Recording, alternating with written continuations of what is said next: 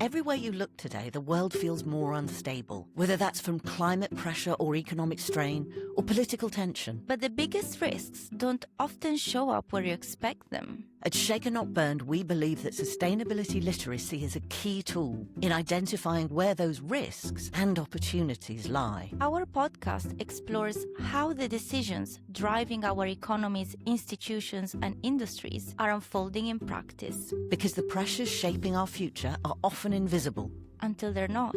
This is Shaken Not Burned. Hello and welcome to a new episode of Shaken Not Burned. I'm your host, Giulia Bottaro.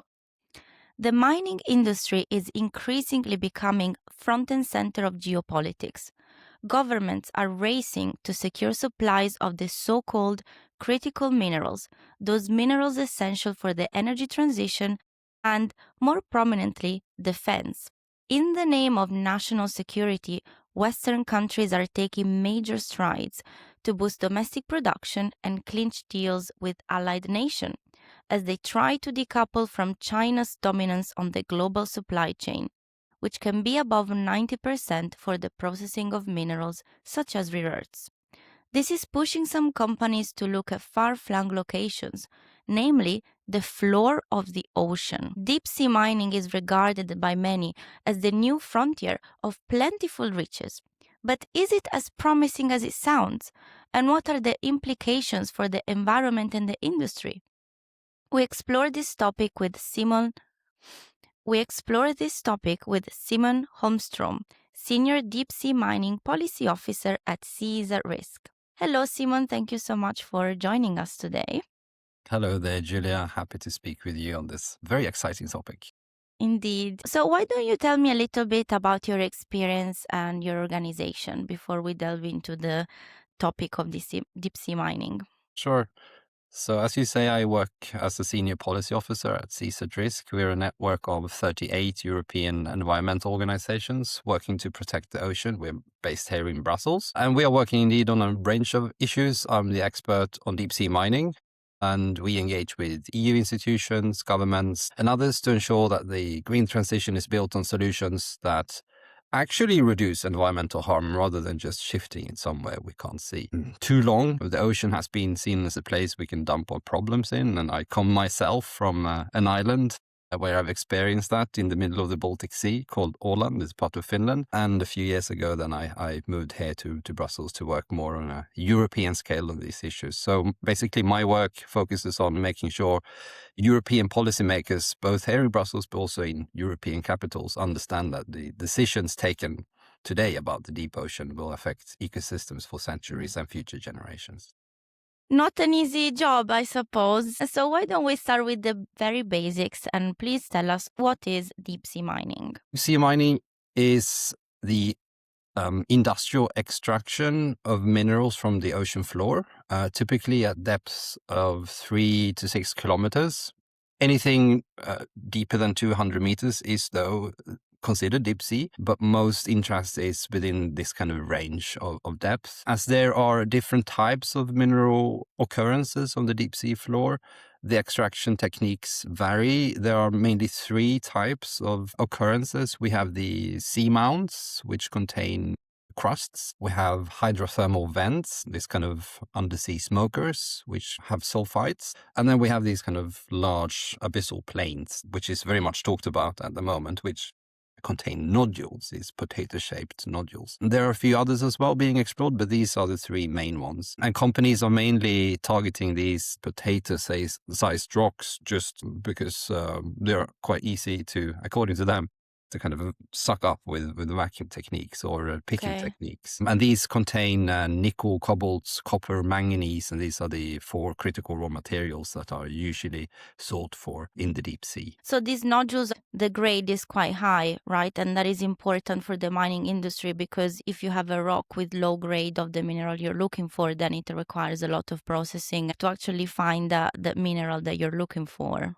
Yes, exactly. These minerals in the deep sea, they are polymetallic. They have different types of minerals in it. So you might hear in the media that there is a huge push for rare earths, for instance. Mhm. Yes, of course, they also, some places, they contain a lot of rare earths, but the concentrations of these are very, very small. And Even the companies are saying that they would be able to extract these and Okay. make end-use products of these rare earths. So it's very important that we focus on the 4 ones that the industry have said that there might be some economic or is an economic viability to extract, and those are nickel, cobalt, copper, and Okay. manganese. Understood. So just to clarify, how would that work in practice? Would there be a boat? And you said they would suck the nodules out of the floor. So would there be some long tubes? Can you So describe a little bit visually? the main concept involves large robotic collectors crawling across the seabed, vacuum up these nodules, and pumping them through several kilometers of a pipe up to a ship at the surface. Okay. And with this comes a lot of sediment, of course, and wastewater, and this can't be handled. There needs to be a lot of ships for that. So the technology, as it's described now, involves shipping that down through another pipe. So the wastewater and crushed sediment are then discharged back into the ocean, creating large sediment plumes, and there's a huge debate on the environmental impacts of this, and we can talk about that later. But there's also this other method that tries to use AI to selectively pick nodules and have many different machines to hover around. Okay. Not using this kind of dredging technology, and it as being promoted quite heavily as well. It's not as developed as the other. And to be fair, neither of them have really been tested at a commercial scale. So tests that have been done have demonstrated several failures. And of course, the industry is not saying that these are failures, but that they learned a lot and they have developed new mitigating techniques and so on. But it's still not in the scale. It's still far away. The industry has said that they've been ready for a few years now, and it hasn't really borne Yeah. in. Yeah, maybe it sounds a bit simple. I just go to the bottom of the ocean and pick some rocks, but the ocean is huge. Maybe we can't comprehend as an individual person how big the ocean is and also how underexplored it is, right? The deep ocean covers 2/3 of the planet's surface, and yet it remains one of the least understood ecosystems on Earth. That's the reality. What we know, however, is that the deep sea is not a barren desert. If you read books from many decades ago, there's these sci-fi books about what's down there, and many have their different views about what was there, but science didn't have a clue really which species and habitats were down. But now we know it's a highly specialized ecosystem where many species exist just there and nowhere else on Earth. So, and this is because they have learned to live in a very extreme condition, like high pressure, corrosive seawater, low temperatures, pitch dark, no light. And even coming with small things there, small disturbances, as we might think, can alter the very fragile deep sea habitats, such, just a little bit of noise and light pollution can create disturbances in the mating and the dispersal and the connectivity of different species. So that's something that has been quite understudied, those small disturbances. What has been more studied is how what happens when the removal of nodules Yeah. taking place. Like animals depend on those substrates, those habitats with the metals and and some researchers say that there might be even species there on the nodules which don't exist anywhere else, so-called endemic species. So Right. then we also have the sediment plumes, of course. I talked about the midwater sediment plume, where particles might be thought of as food and impact fisheries because of that. But there's also the sediment plume on the bottom of the seabed when the extraction is taking place. So this can smother organisms, disrupt the feeding. There's been some studies on this, whether recovery occurs or not, because this is one of the things that industry says, but life will come back. Yeah, but when? Yeah, and that's the question, right? So a study examining a test done 1979 found that the deep seabed did not entirely recover after 44 years. Some things did, others not. And then tests with modern nodule collection So sorry, equipment. just to interrupt a second. In the 70s, the work that was being done was not collecting modules. What type of technique was being used? It was an entirely other technique. It was a dredging technique, of course, but it was a huge machine that dragged a huge track in the Pacific Ocean. It was just a test. It was huge. You can't really compare it. That's fair to say, but these disturbances still have an impact today. What is important, though, is that the modern technique, when impact studies have been made of recovery, it shows that up to a third of life in the mining tracks disappeared. And this is not insignificant, right? And this was just only a test, right? So impacts are expected to be far greater at the commercial scale if that would be allowed. So it's safe to assume that recovery could take centuries or longer. Yeah, and as you said, we don't know enough about the ocean to be able to predict at this stage what the consequences are. Is there any other impact on the ecosystem that we haven't talked about? There's a lot of different impacts, and to be honest, these are talked about in different international fora, and a lot of scientists are looking into these. I just talked about a few: light and noise pollution. We have the sediments, but also the toxic elements that might be in the sediments, and how toxic elements are then transported into the to the value to the chain of the ecosystem, basically. Because these ecosystems are so poorly understood, we risk causing irreversible damage before we even know what we're doing, basically. And that's really the critical element here, that we need to be precautionary. And also, just because these ecosystems are at the bottom of the ocean, it doesn't mean they aren't connected to other parts of the oceans. Everything is interconnected.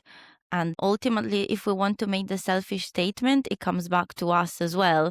We may impact the bottom of the ocean, but then people will be impacted, coastal communities may be impacted, and so on. You said if it's allowed to do deep sea mining. So can we talk a bit about where we are with policy globally? What are companies doing? Yeah, so I told you that the industry is still pre-commercial. No deep sea mine operates anywhere in the world today. There are at the moment, however, 30 active exploration contracts with an international body called the International Seabed Authority. That is the UN affiliated body that is tasked with regulating the seabed in the water beyond national jurisdiction. So it's the area where no country can decide what to do, but it belongs to everybody, basically. And that's why the ISA was set up. Those kind of exploration contracts are basically looking what's down there, and in some cases also applying some technology for different types of studies. There are also a few countries doing exploration within their own national jurisdiction for the same reasons. And companies have then, through both international, also national exploration activities, conducted tests, developed key technologies, looked into environmental safeguards, monitoring, and also looking for, of course, into the economic viability to extract these minerals, and then the entire value chain after that. But I would still say that this is a very high-risk experimental industry, and as we have so little data and knowledge about it, it's very hard to regulate, right? So how do you know the safe limits? How do you know whether harm has been done if you don't know the baseline, how it was before? And this is just one part of the complexity. Then there's also other parts. For instance, how do you make sure that this comes, as the international ocean is the common heritage of humankind that is enshrined in international law, the UN law of the sea? How do you make sure then, if somebody would start, that the benefits would also come to all human beings now and in the future?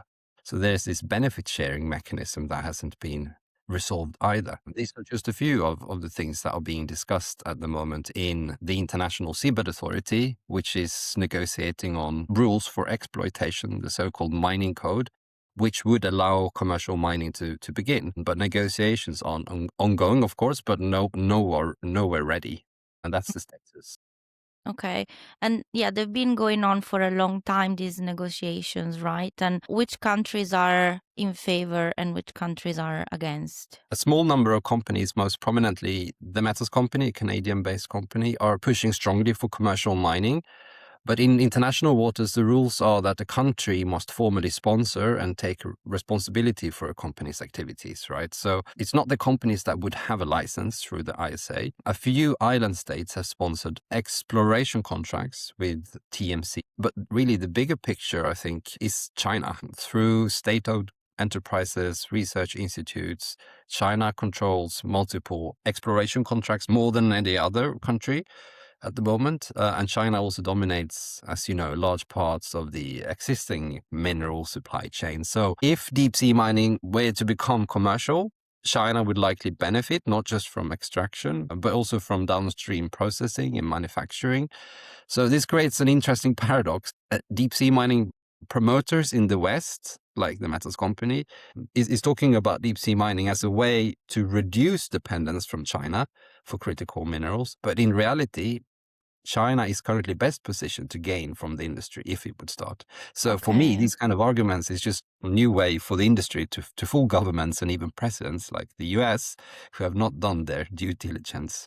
Okay, this is really interesting, and I have to say it's something I didn't know about, that how advanced was China. And yeah, so basically the entire argument of we must mine the ocean floor for the West completely falls apart. Is there another other argument that works in favor, or is this literally like the main point for the Western companies? In the US, that is the main point, right? Everything that can counteract China, Trump likes. And yeah, that trumps everything else, right? The reality, though, is that mineral activities in international waters are regulated by the ISA. That is the body. Right now, there's no set of rules. And right now, the US, who's never ratified the UN Convention on the Law of the Sea, which means that they're not part of the ISA, cannot act as a sponsoring state for deep sea mining. So following this, there's been applications for exploration and even exploitation licenses in parts of the Pacific Ocean that overlaps with the ISA, some ISA contracts that lie beyond US jurisdiction. And the Metals Company has already submitted applications to the US. And this is because Donald Trump signed an executive order last year saying that US authorities need to fast track these kind of procedures. So, I mean, we have yet a problem here. This creates a major kind of political and also legal challenge because it risks undermining the multilateral system designed to manage the seabed as the common heritage of humankind. And this was why the ISA was set up, because the international seabed does not belong to any single country. And even the UN Secretary General, Antonio Guterres, has gone out and warned that the deep sea should not be the new Wild West. And as the world is drifting towards a race to mine the deep sea, or a race to the bottom, as I usually say,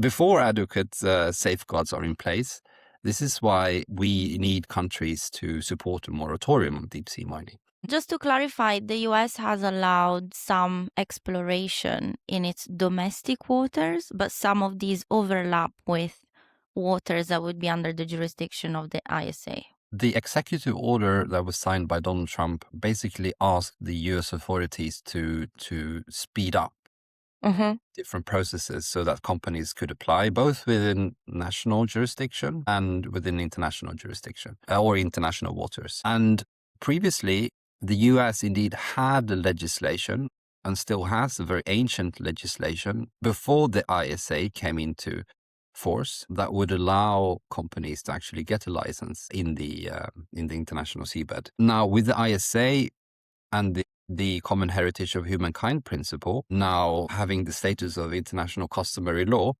there's been a lot of criticism, of course, from legal scholars, but also from countries and from the ISA itself, that we have an entire other situation now. You can't use your own ancient legislation as a basis for giving licenses in the Pacific, which is what the companies are eyeing. And you can't just pick and choose from the international order what suits you. This has become very, very intense debate, and also taking up at the International Seabed Authority's meetings. And there is a lot of discussions as well within the ISA. What should we do if a license is being granted in areas where we have the jurisdiction? So this is set to be yet a geopolitical debate for some time. Very much. Is there a timeline at all of when the ISA might release a decision? No, not a formal timeline being developed and decided upon. The Council of the ISA is the body that is negotiating the mining code. And that mining code has a lot of outstanding issues. There's been a lot of reports about how many outstanding issues there are. Now, in face of the US situation, there are some countries that say that the ISA should provisionally have a mining code adopted, so that would counteract any unilateral efforts that companies would come to the ISA rather than to countries like the US. And that it would be better to do so and then revise standards and guidelines and all those technical details at a later point. Problem with this approach, though, is that the ISA allows themselves to get bullied and be bullied by Trump, which is shaking up things. And I think the risk is really that if a mining code hastily adopted, flawed, not providing safeguards for the environment, if that would be adopted, that really sets off the global race to the bottom. And once licenses are given, and if irreversible damage has happened, there is no way to reverse that. And then deep sea mining as an industry has started. I think that's really where we are at the moment. There are these forces saying that we should also apply precaution. We should also take the time for science to do its thing, to have a breathing space before we actually start a new industrial activity.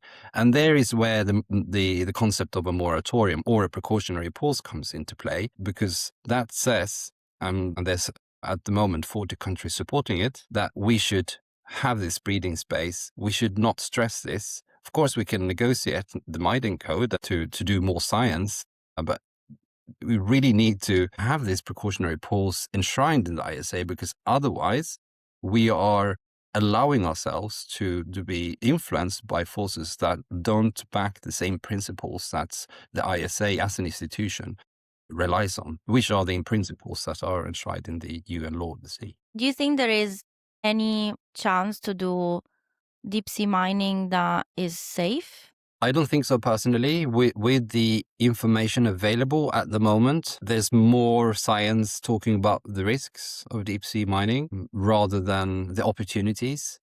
And we also have to think about whether deep sea mining is needed as an activity. If we think it's super needed, then there might be a political opportunity to say, okay, let's override environmental, social and other aspects because this is very much needed.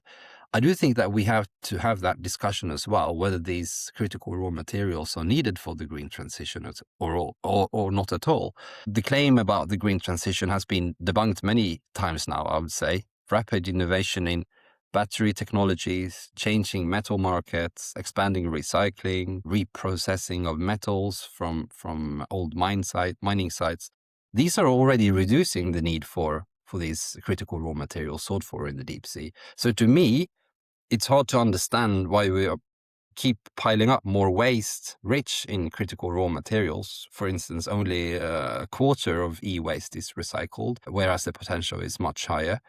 So for me, it would be much smarter for governments and for businesses to actually invest in the solutions that we know can scale to minimize the need for critical raw materials rather than opening a new frontier, which is risky and which we don't know so much about in terms of the consequences. So then you wonder, of course, why is there still an interest in this? And even though some deep sea mining companies have already gone bankrupt, I get this question a lot actually. I'd say much of this appetite is driven by speculation and the first mover advantage, right? Companies want to secure access to resources before regulation tighten, and history has many examples of the consequences of this. And history has also taught us that the environment is usually the loser in that game. Yeah. Yeah, and also mining is a very risky activity in general. So I suppose maybe the industry or investors are somewhat less risk averse than other sectors. And it's interesting that you talk about, do we even need deep sea mining? And actually, are there any estimates of the volumes of minerals that could come out of it from maybe from the TMC? Have they said we can produce X amount of tons per year? There are estimates. There are also estimates on how much money that would translate into, looking into the different commodity markets. We also know that these estimates are very speculative. Commodity markets are changing and changing for different reasons. For instance, if we have other battery chemistries tomorrow than during the time when these estimates were done, chemistries that perhaps not use nickel or not use manganese or cobalt, why would there then be a need for these for the and what would the prices be in the future then? There's been some sensitivity analyses done on what happens if there's just a slight decrease in prices for cobalt, manganese, nickel, and copper, and how would that affect the deep sea mining industry? And these show that the industry would be super sensitive to these small changes and super sensitive to small cost overruns, because we also have to talk about the cost of extracting it. I mean, there might be a lot of trillions down there, right? But if the costs are higher than the potential profits of selling end-use products, then what's the reason of going down there in the first place? And this is not an entirely new field. There's been a lot of studies and reports from economists, very renowned economists, that have debunked all the myths that come from the industry about the availability, about the profitability, and also about the costs. And these show that costs are usually underreported and the potential value of the reserves are overestimated. And then add what happens if there's a regulation saying that the companies should also restore damaged environments in the deep sea. Well, today we don't have any restoration techniques to speed up the recovery of the habitats. And if we would have, they would be super expensive. So who would be liable for that? Would that be taxpayers? Would that be the companies? There's so many questions there that the ISA is still discussing and nowhere ready to respond to, which just makes the case that this is an industry that we should not greenlight at this time.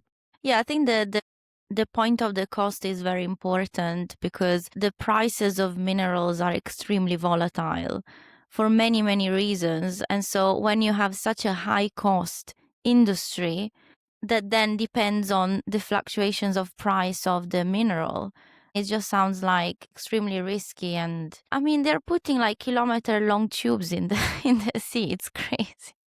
Like just the sheer scale of it is mad. Anyway, Yeah, I think this has dawned on many people. I mean, it's not just lay people that are looking into the news reporting and thinking, what the heck are people doing? It's also financial actors. It's also companies like car manufacturers. It's not only 40 countries that support a moratorium precautionary pause. So this has really become a huge movement, and the momentum is really growing, I would say. We have 80 financial institutions, according to a report, that are against deep sea mining in some way or another, that they would be very cautious in investing in different companies that would like to start deep sea mining. In the financial sector, what I'm seeing is that deep sea mining is more and more considered as one of these exclusions, like oil and gas, like tobacco, like weapons. And I do think that these kind of myths that the mining industry is coming out with are really scrutinized by the financial industry. What they have found, and increasingly so, is that the maths don't add up. And they wouldn't like to insure it, they wouldn't like to invest in it, they wouldn't like to be part of it. And that's why deep sea mining is not just an environmental topic, it's also an economic and scientific, right? Because many stakeholders recognize that the risks outweigh the benefits. And I think that is also as much as an important thing. It's not an environmental campaign. I represent an environmental NGO, but to be honest, what I talk about mostly is economics. yeah. And what the green transition is really about. That's also what makes my work very interesting. There's so many angles in this debate. There's geopolitics, environment, economics, science, and there's so many different aspects, so many arguments against it. So I still wonder Why are there so many people that still think this is a viable option? Say in the scenario where the ISA does give in to the supporters of deep sea mining and the mining code is released and everybody can go and mine the seafloor. So there could still be lots of financial actors and then decide not to invest in it. And I suppose that offers a little bit of hope. Yeah, in that very hypothetical scenario, which we of course need to also prepare for, it is very true that the financial sector is a huge actor, a facilitating actor, or an actor that could also stop this. So we have the end use consumers, we have the car manufacturers, we have the different metal purchasers and so on. Will they actually buy this? And especially, will they buy it if it comes from the metals company under a US license, bypassing the ISA? That would make it very hard for them to sell it in markets where the countries are part of the ISA as members, because there's also international obligations that these countries shall not help bypassing the ISA. And I would say helping that is to allow these minerals to enter the markets of these countries. So there are regulation risk for financial actors to support the industry, and I think this is probably one of the strongest arguments for financial actors to actually not involve themselves, because they might open themselves up for litigation and for legal action in some way or another. So the risk is that you have produced a very expensive product, but then you're automatically shut out of many, many markets because of regulation. Okay. Yeah. Again, doesn't sound that attractive. It's not very attractive, right? And then we have the US and Trump pushing for it, and the metals companies saying that we need to have these processing facilities, these melters, these kind of industrial value chain in the US. But to be honest, there's no such value chain in the US for these deep sea minerals. They can use the same smelters, refining facilities, and if they would get a lot of money to do so, this is not something that you can just do now. It takes many years.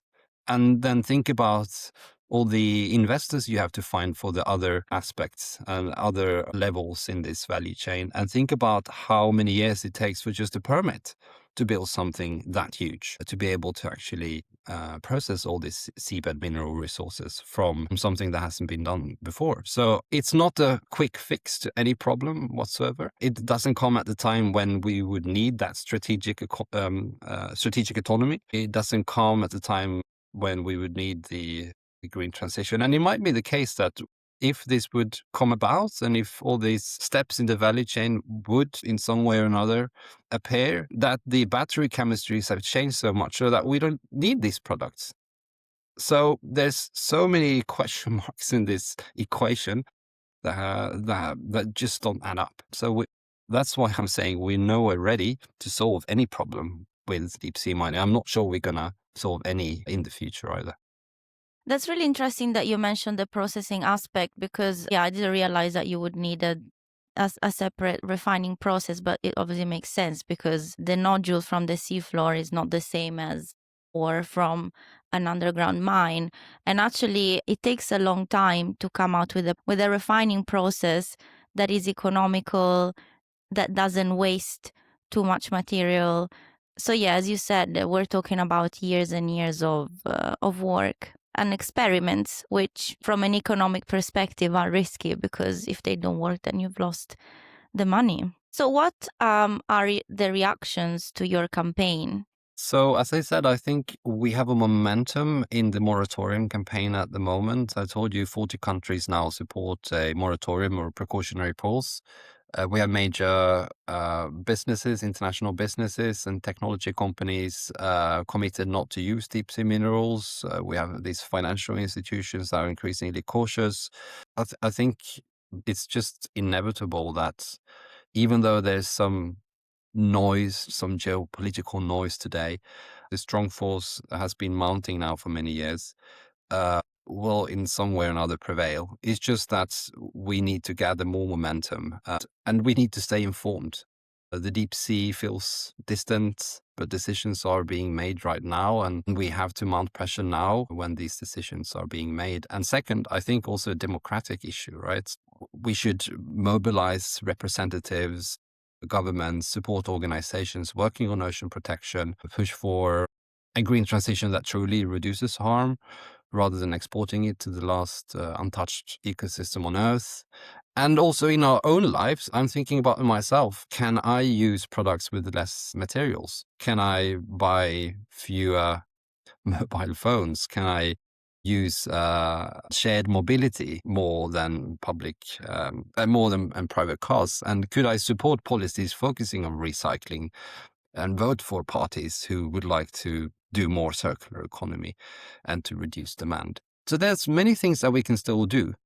And this will be still important, even though deep sea mining would not be a solution that the world enters into. We need circular economy. We need to build jobs, create value chains that are resilient in Europe, but also elsewhere. We need to recycle more. We need to lessen the stress on the planet. And I think this is the alternative that we come with. We just don't say stop to deep sea mining and no to deep sea mining, nothing else.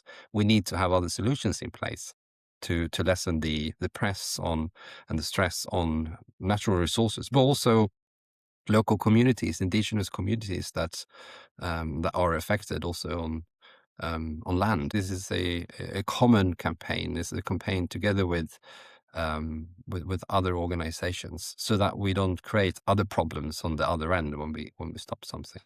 And that is why Seas at Risk, I'm very happy that we as an organization are part of also those networks and having solidarity with the fights that happen in other parts of the world. So the fight is very much common. Absolutely. I think mining feels distant from most people. So many objects we use every day contain minerals. You mentioned the batteries and how many objects we use with batteries every day. So absolutely, this is a fight on many fronts. Thank you so much, Simon, for the great episode. We will leave all the links to the research you mentioned in the show notes. Thank you to our listeners for tuning in once more. We are currently doing a series on mining. So if you're interested in the topic, please check out the other episodes. And we have a newsletter. We're on social media. We have a website. So yeah, just follow us everywhere. Thank you so much and see you next week.